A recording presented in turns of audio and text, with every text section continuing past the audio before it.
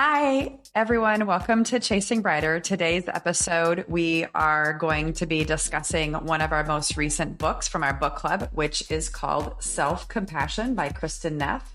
Brene Brown quotes it in the very top as being a transformative read, which I agree with. I think this book is very much part of a quintessential read for those who are beginning their self-discovery journey.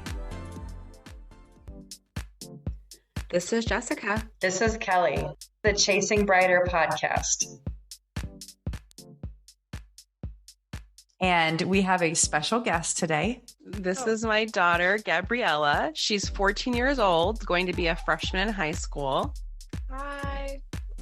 I thought this was a great episode for Gabby to join us. And I know that in the book, Kristin talks a little bit about self-compassion and parenting and teaching self-compassion to your children and special tips for self-compassion for adolescents. And I think that's something we can get into a little bit, but I find sometimes, Gabs, you can be tough on yourself. Yeah. So I thought this was good to kind of begin that journey of self-compassion younger. So maybe I can get this next generation to be kind to themselves a little bit earlier than I learned. Yes. And I think that I totally agree. I definitely feel like I struggled with that one for myself as an adolescent. And, I think the early phases of the book where it talks about critical self-talk is one of the ones that was something I feel like I started to do at a very young age, being very hard on myself.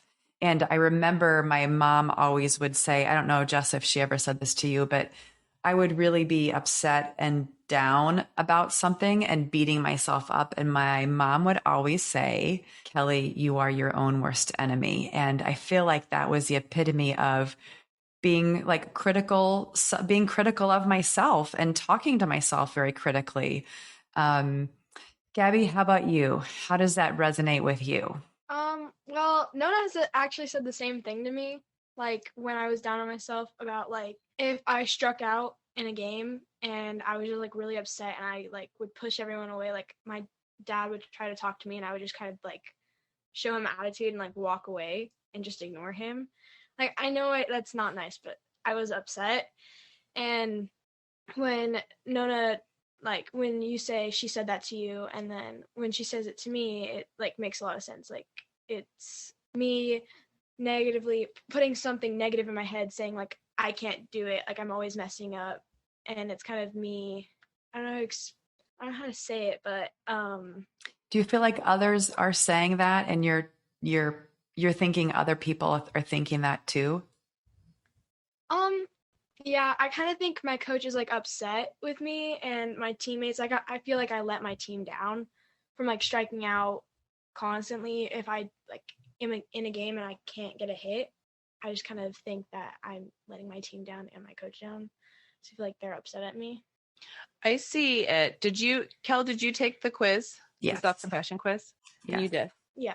And then, so the quiz really gets to, I think, the three elements of self-compassion and kind of the antithesis to that, right? So there's on the one side, self-kindness, on the other side, self-judgment, on the one side, recognition of common humanity, on the antithesis, isolation.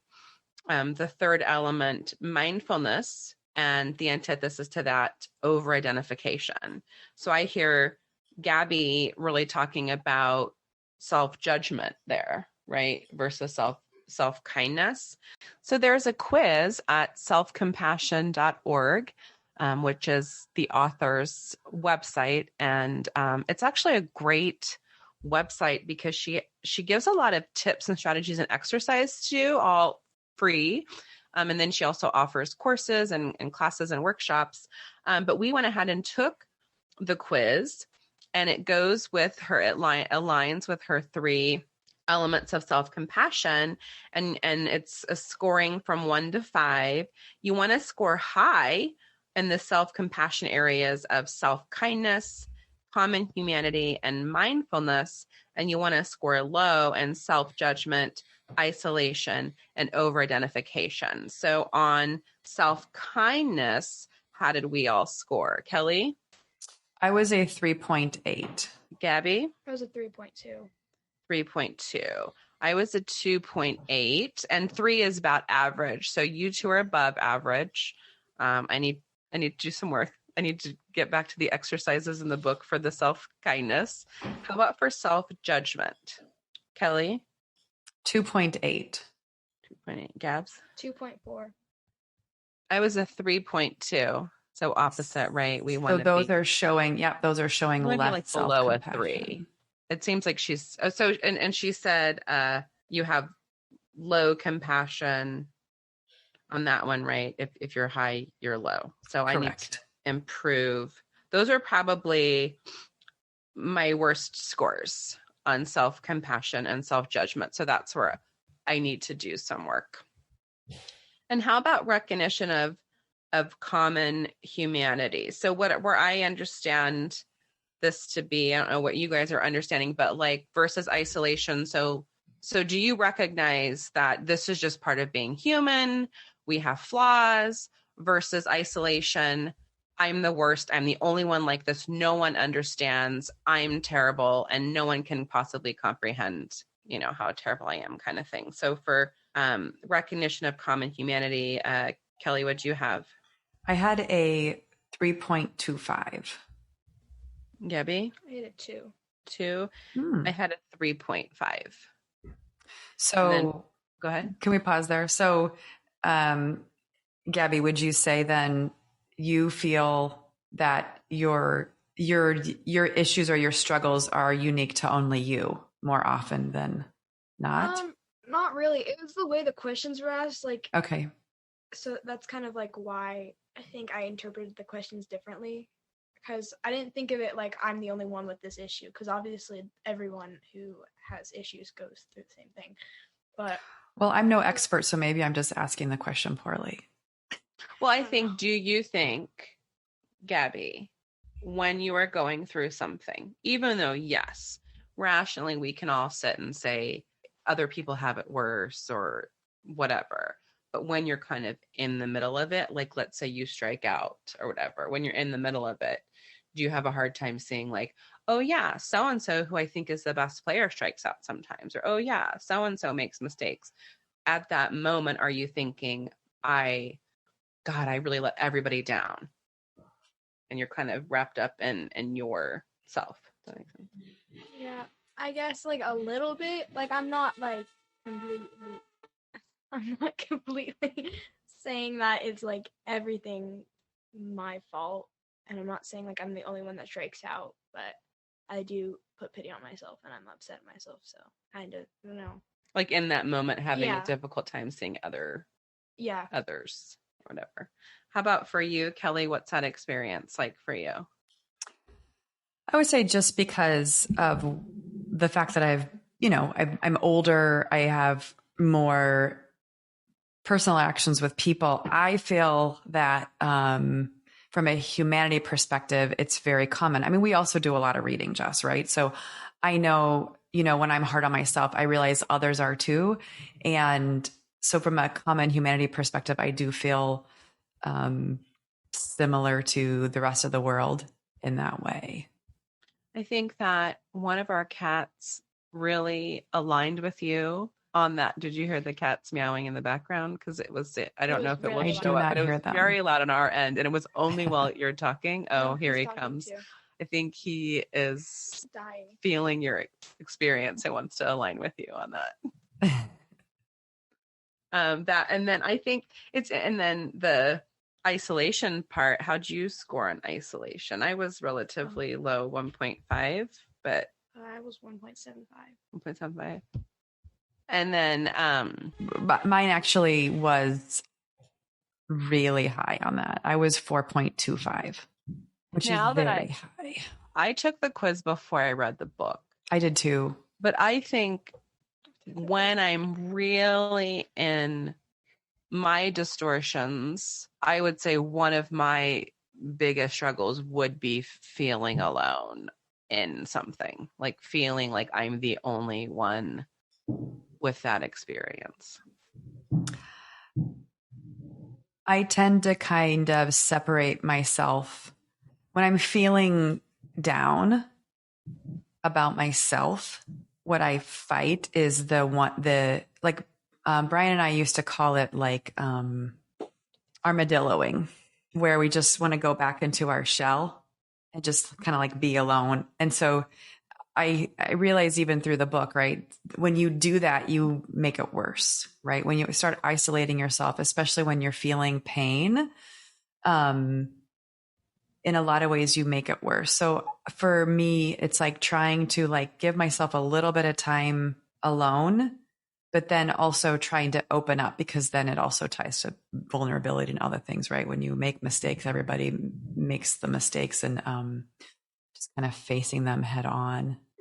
When you're isolating or armadilloing, are you thinking that experience is unique to you and no one understands? I would say sometimes, yes.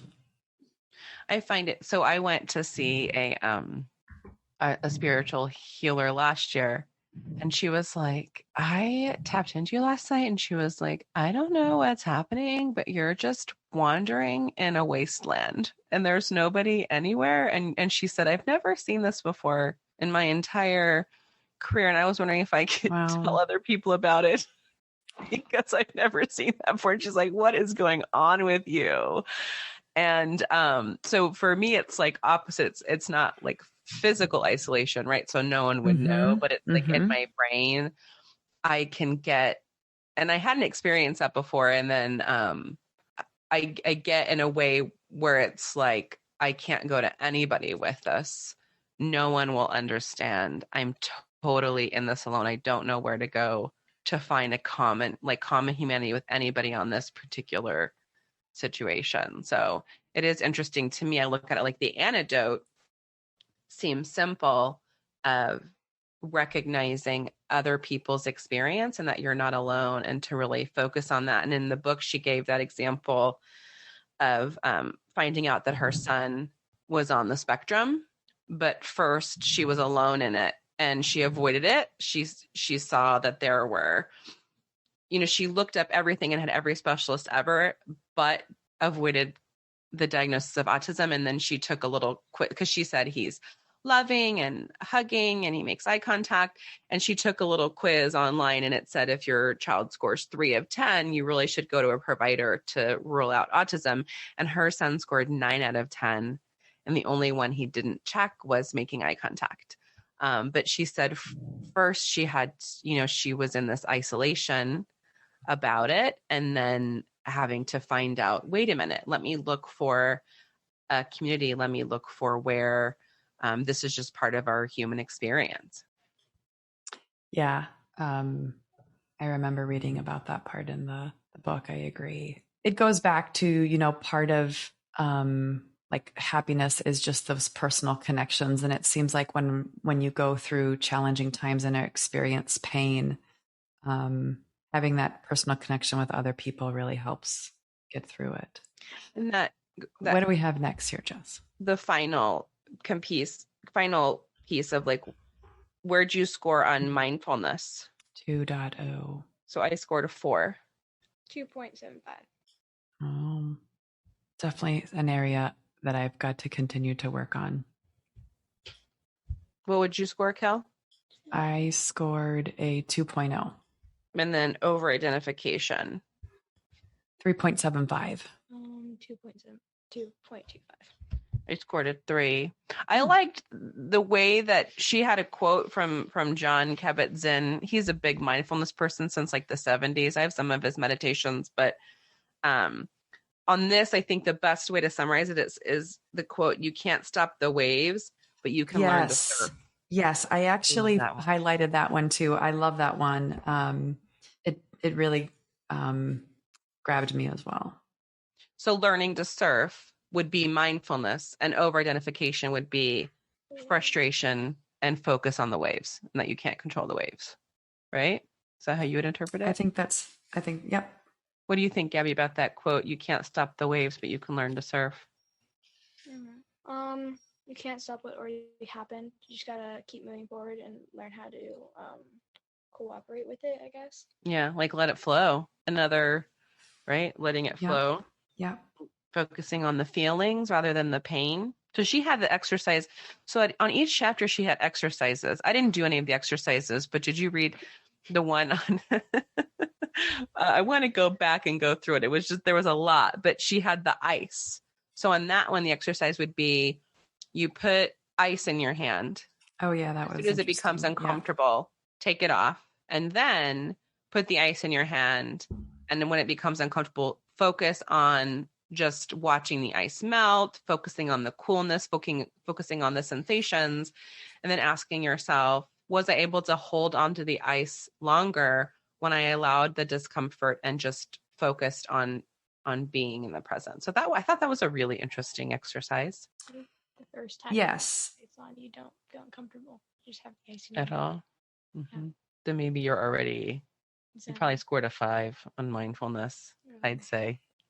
She has a whole section, a couple chapters really on kind of kicking off the idea of mindfulness. And I also liked she had an exercise about the noting practice, making soft mental notes whenever a particular thought, emotion, or sensation arises. I thought that was interesting too. So just kind of like journaling, or you're saying internally note it? Even mentally note it. Even she definitely talks about journaling too, but it's almost like part of mindfulness is consciousness, right? And when you're experiencing a particular emotion, sensation, or thought, to just take a moment and be conscious of it and being aware of even some discomfort. I think that's something that is really a benefit to train the mind to do, is because sometimes for myself, I can be very reactionary, especially when it comes to parenting. And instead of really thinking about taking a moment to, be conscious of whatever that emotion is and then figure out how to let it flow. I like in that chapter as well. I liked all of her little anecdotes and personal stories. And that was the one where her mother and mother-in-law took her Toyota hybrid, and they took her son on a trip.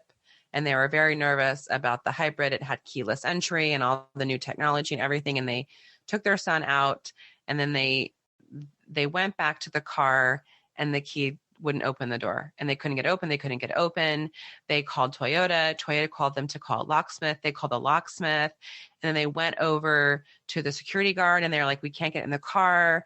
And he was like, this isn't a hybrid. This car isn't even a Toyota. And they looked, and the cart was 3 spaces over. They weren't even in the right car.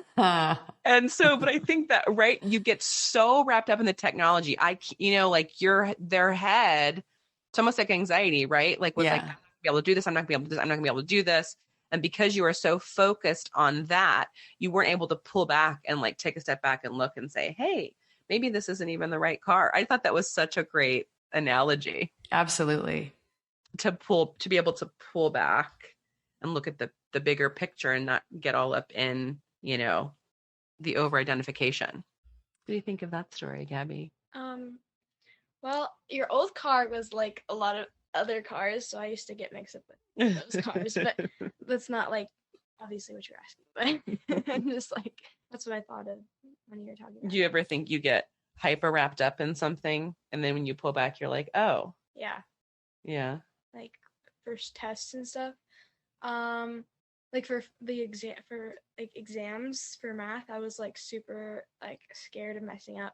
So me and Charlotte did like what's it called? Practice tests, or no, we did the math to see what the lowest I could score.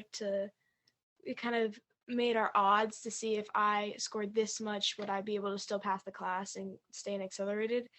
And I passed. Yeah, you were like, oh, if I get, I'm just making this up, if I could get a 65 and still get a B. No, or whatever. If it right? was like, if I got a 70, I would be able to still pass. Yeah, still get a B. And I got a 75, but then she rounded up to an 80 bonus points. So yeah, I passed. Woo.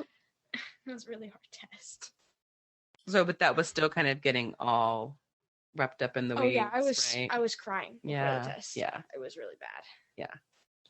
And it says people who are self-compassionate are less anxious and depressed because self-compassion is a major protective factor. So that's interesting. I thought that was interesting. Yes. And compassion, self-compassion equals more compassion for others. It's like a circle, right? And then self-compassion, more compassion as a parent. She talked a lot about that language of a parent. So like if you didn't get gas and you're like, I'm sorry guys, I'm such an idiot, I forgot to get gas, got to pull over at the gas station. Or, oh, you know what, kids, I had a really busy week, it's all right, we're a little low on gas, we're going to go to the gas station. So you can grade me on my parenting self-compassion. I don't know, am I hard on myself in front of you, or do I pretend like I have it together? It depends on the day. I think yesterday in the morning I woke up to screaming, "Where's the Windex?" Yeah, where's the Windex? And I was like, Listen, I need woke up, Windex I jumped ASAP. so high out of my bed. I thought the house was on fire. I ran down the stairs. I was like, "What do you need?" And then you're like, "Where's the Windex?" And I was like, "I don't know." And it like kind of scared me. Cause like, Yes, it's clearly an emergency. It was a 911 level situation. You weren't screaming like that. It was just really loud enough that I could hear it up the stairs in my room with this noise machine on. Yeah. So I could have And then you got taken some by breaths. putting time limits on my phone. Yeah. So I showed the didn't do kids by anything. shutting down all their apps today. I I'll mean, show You you. did it yesterday too. I didn't do it. Yeah. We had that over the weekend as well. There's a whole section on parenting adolescents, and it talks about the challenges that adolescents have on, they're asking themselves what other people think of them, or not really even thinking about what their situation is actually not unique, but they think that it is unique. And there's the quote in the book from Mark Twain, which I think he is so brilliant anyway, that was, "When I was 14, my father was so stupid I could hardly stand to be around the old man. When I turned 21, I was simply amazed at what this elderly gentleman had learned in only 7 short years." Yeah. I liked that quote. And so sorry, go ahead, Cal. no, I was just going to probably say the same thing. So I just thought that was interesting. And I don't know if you feel that way where you are right now, Gabby, in your developmental years, of feeling that, in times where you're like, in conflict with your parents. Now, you know more than us and also feel misunderstood by peers. Do you feel like you know more than Dad and I? No, That we're absolutely idiots. not. No. And you're like, I you don't guys feel don't like that. get it. But some things that you guys like aren't like, I'm not saying you guys don't know it, but like you guys haven't looked into it a lot. Like, sometimes like it kind of, like talking about Nona now, because like, you know how we were talking about the LGBTQ community and how like my friend goes by they pronouns, and then Nona was like, "Well, I don't get it. Why do they go by they pronouns?" And I was really ticked off about it. And it's also because like she didn't like exactly grow up in, I feel like, a community. Like I know they were friends with a lot of lesbians, but they didn't use different pronouns, I don't think. But it still like kind of made me upset, and I got really mad at her about like saying that. And I was just kind of frustrated because like I feel like the older generations aren't like as, I'd say open-minded, maybe. yeah, Mm-hmm. like I don't know Papa's point of view on it. I know that he'd probably bring up something political, but I wouldn't really ask him about it. Yeah. But I know Nona, she's open to it, but it's just going to take her time. I don't think she's really open-minded to learn more about it. So do you have compassion then for someone, I think for your generation, and I know we've talked about this in past podcasts, Gabby's Gen Z. I don't know, I just feel like they're more open-minded. Again, just my experience with my kids in my corner of the world, just more open-minded and loving and compassionate. And so that goes both ways, right? Can you be loving and compassionate for someone who wasn't exposed, right? Who doesn't know any better? Like, I don't think Nona came from a place of exclusion or hate. She genuinely didn't understand. I thought she was open to your explanation, right? Of like why that would be important and why that's important for your friend and why, I I guess I was more mad. It was the way I interpreted her confusion because I don't know. She hasn't really she's been confused, but like not like asking me to help her. So I guess I was more mad that like She just made such a sweeping comment. yeah, I don't know. It's just I didn't think of it as like confusion. Yeah, I think that's interesting. Can we have compassion for others whose beliefs vary so differently from our own, and how can we see their humanity and focus on what we have in common with them, right, versus focusing on what we don't have in common?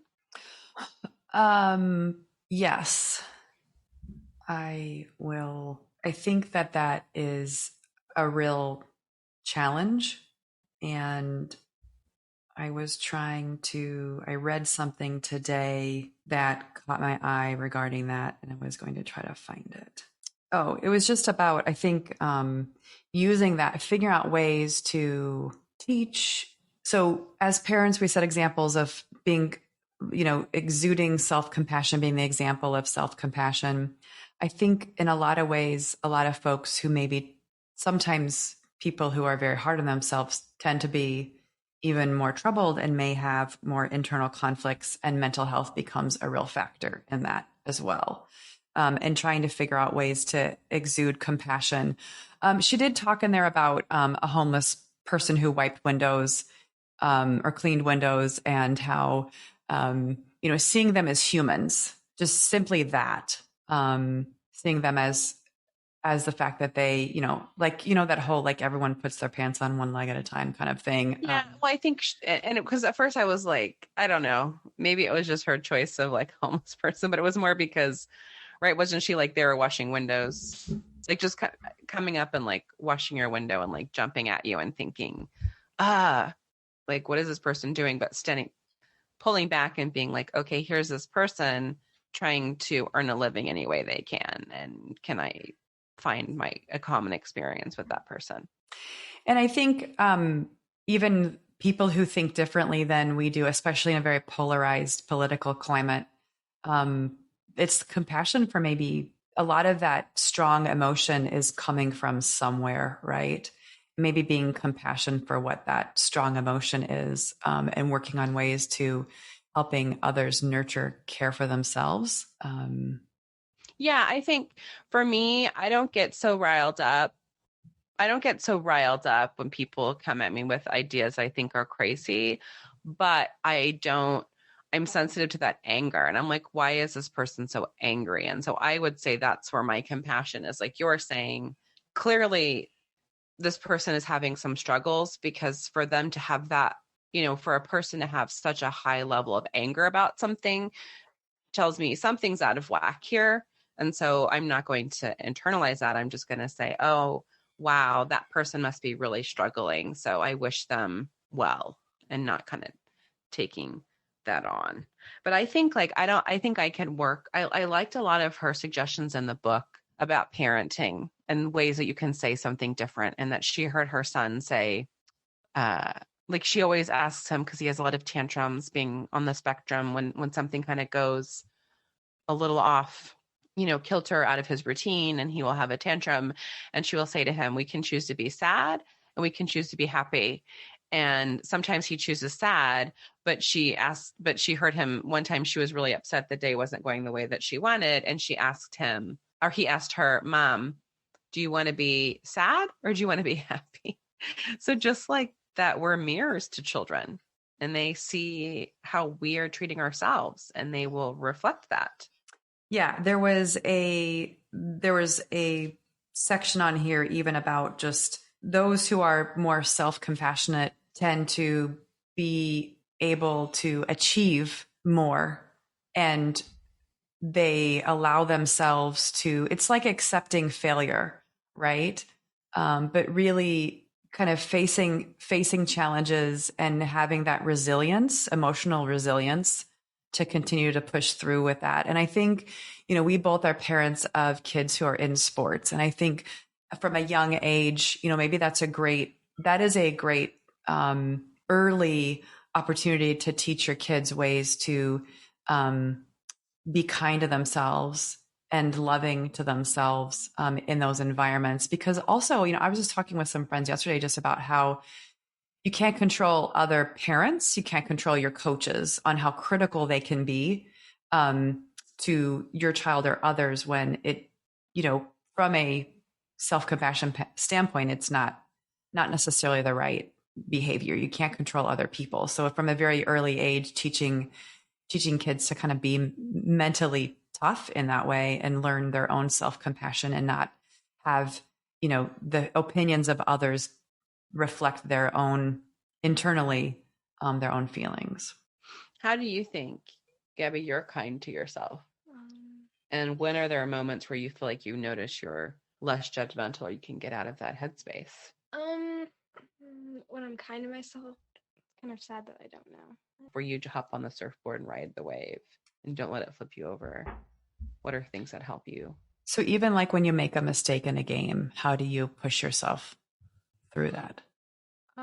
I have the memory of a goldfish. You just kind of pretend it didn't happen. Like it didn't happen. You just kind of forget about it.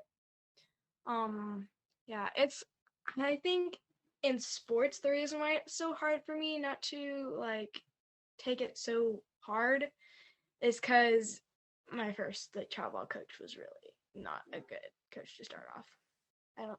It was very hard. He was very verbally abusive. Is that like, I feel like that's too far, but like he was aggressive. Yeah, he was aggressive and had a lot of criticisms. It was also, if you made a mistake, you'd be pulled. Like for her, if she made one mistake, she'd be pulled out of the middle of the game. Like daughter, or like if someone like this one girl, I feel like he had longer leashes for some girls on the team, specifically if their dads were rich and were paying off the team. Some kids could make several mistakes. You could make one. I could make so one. That kind of, or I couldn't even make. Was hard for you to then. Yeah, and then if someone else made a mistake, I would be yelled at too. Yeah. It was. So is he still in your head? So if we look at why is it, Ray, why would it be difficult for you to play against his team? To have a memory of a goldfish? Because I guess, yeah, he's still like, not him, but like his coaching techniques, like yelling at me and stuff like that. It kind of like, maybe my coach will do that. Maybe my coach will just snap one day and just like yell at or something. So you're like waiting for the other shoe to drop, waiting to be pulled. Yeah. Yeah. Sadly. But I try with the memory of the goldfish thing. It works most of the time, but it's also harder when like, because you know how like you say I'm an empath and stuff like that. It's harder when like your teammates are all down, because I need people to cheer. I need other people, like even if I'm not up to bat or I'm not playing, I need other people to cheer. Like that's why I cheer all the time. That's why I'm always, even I'm sitting, I'm cheering for someone. I'm cheering for everyone. And it's kind of like, that's like Aka said the other day. Your coach? Mm-hmm. Your coach said? Yeah, my coach said the other day, Leah needs energy because she feeds off energy, and I think everyone else needs to feed off of energy. And that's why we were kind of like, we were all down, and then we all just started cheering, and everyone started getting hyped, and like everyone, if they messed up, they just kind of rolled it off, and it didn't happen. So I think I also depend on other people.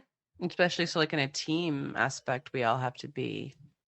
It's a little bit of both, right? But that's also about expressing compassion toward others, right? So in the book, it talks about, in a lot of ways, it's very easy to be compassionate toward others than it is to be compassionate toward ourselves. And so I think that was part of it. And in sports, it can be that way where you're helping, and I thought about this even when I beat myself up about something.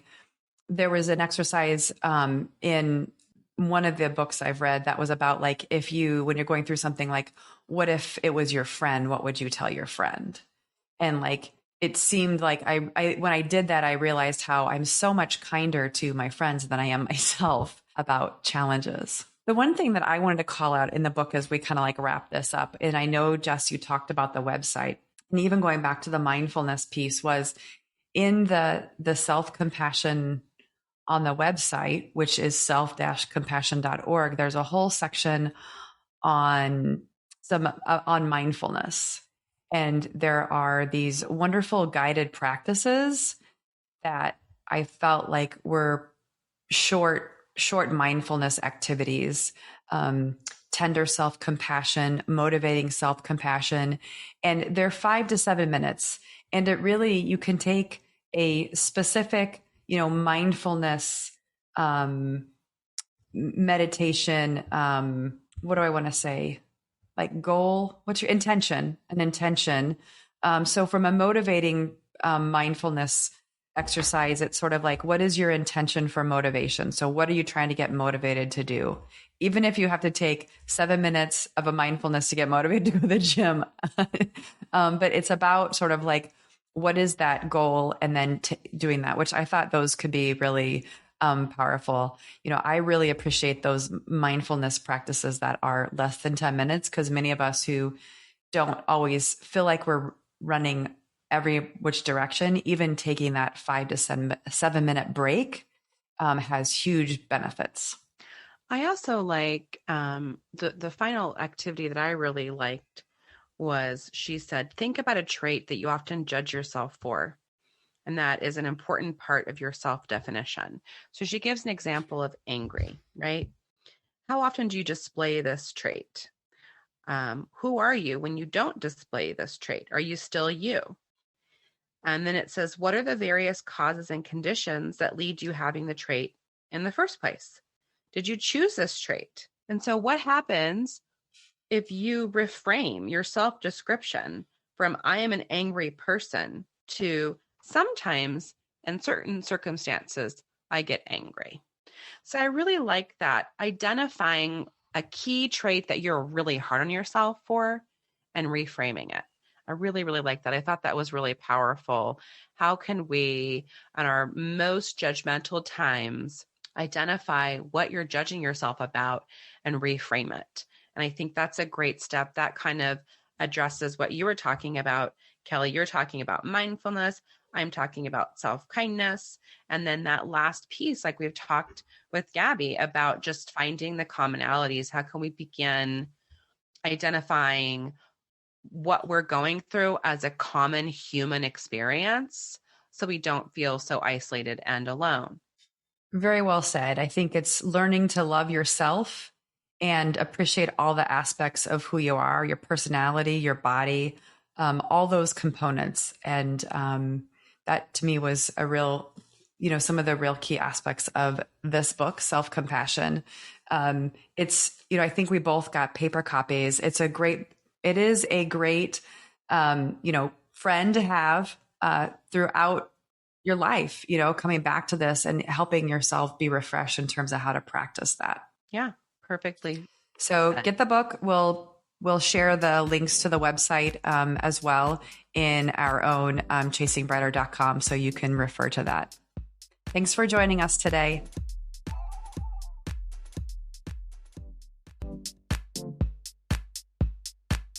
That's all for today. Thanks for listening. And don't forget to follow us on chasingbrighter.com or on YouTube at Chasing Brighter or on Instagram at Chasing Brighter.